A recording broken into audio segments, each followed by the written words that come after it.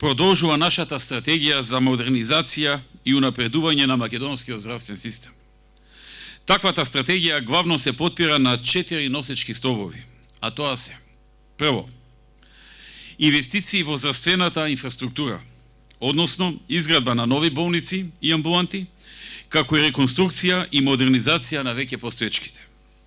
Второ, инвестиции во нова медицинска опрема. Трето, зајакнување на медицинскиот персонал преку обуки и тренинзи во најнапредните болници и клиники во светот. И четврто, модернизација на системот во здравството и неговата организација. Во делот на здравствената инфраструктура, во тек е инвестицијски циклус со вредност од 150 милиони евра, во рамки на кој дел од инвестициите се комплетно реализирани, а дел се во тек.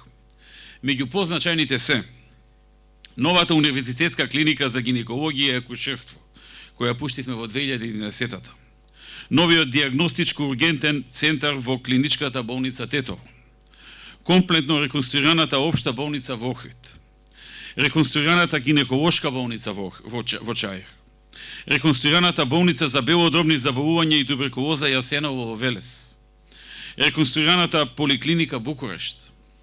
Во завршна фаза и многу скоро, овој месец, очекуваме да го пуштиме и новиот ПЕТ центар.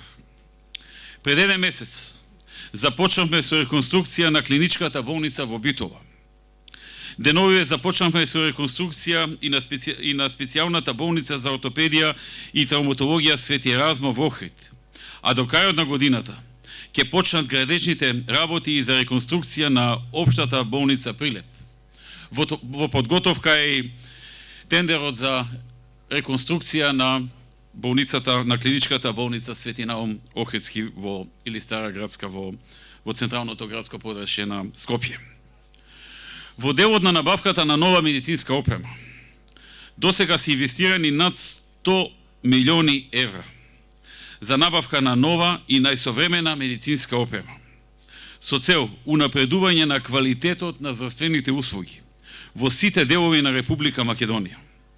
Од она што е најново, неодамна промовираме 2 нови апарати за компјутерска томографија, еден на Универзитетската клиника за неврологија и еден во поликлиниката Јане Сандански.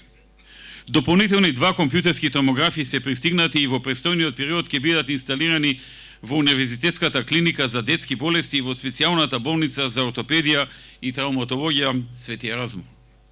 Спроведуваме групна набавка на 6 мамографи во вкупна вредност околу 40 милиони денари, кои веќе се пристигнати и се монтираат и со кои ќе се зајакнат болниците во Штип, Куманово, Прилеп, Кочани, Велес и хируршката клиника Свети Наум Охридски.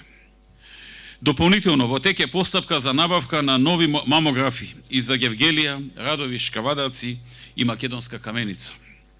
Со овие апарати ќе се овозможи мамографскиот скрининг за рано откривање на карцином на дојка да се изведува на повеќе локации во државата, поблиску до женската популација, а со цел рано откривање и навремен третман на ова најчесто малигно заболување кај жените.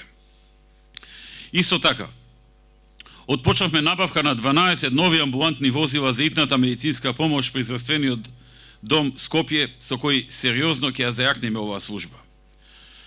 Бројот на медицински апарати кои што го набавивме е огромен. Тој комплетно е смени сликата во нашето здравство. Со овие проекти што сега ги набројав и кои сега се во тек, практично само потврдуваме дека тој тренд продолжува и понатаму. Како што продолжува и трендот во градба на нови болници. Например, болницата во Штип, клиничката болница во Штип, за која што во моментот се врши евалуација на понудите, што значи дека во наредните 2, 3, максимум 4 месеци ќе почне и градба на болницата, или пак клиничкиот комплексот клиники Мајка Тереза, каде што во фаза е одобрувањето на тендерот од страна на банката кредитор и очекуваме и тоа се случи во наредните месец-два да се објави јавниот повик за изградба на овој најголем клинички центар во Македонија. Уште еден многу значаен сегмент во кој континуирано вложуваме е образованието, дополнителното образование, едукација, тренинг и стекнување дополнителни искуства надвор од нашата држава на медицинскиот кадар.